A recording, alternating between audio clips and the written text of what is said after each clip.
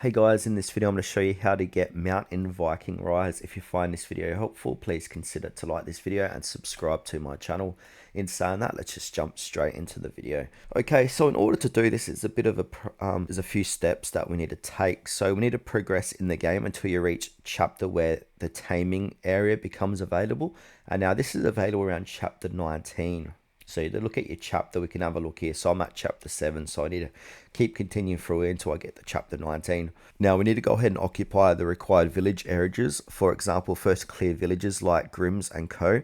And then the sentry tower at the location called Moonlight Village or Moonlit Village.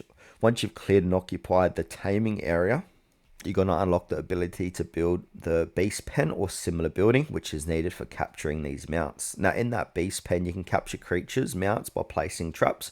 These creatures have different rarities, grades and elements. Now after you capture a mount, you can tame it, level up and equip use it to gain even more bonuses. So this can be speed, troop, attack, defense.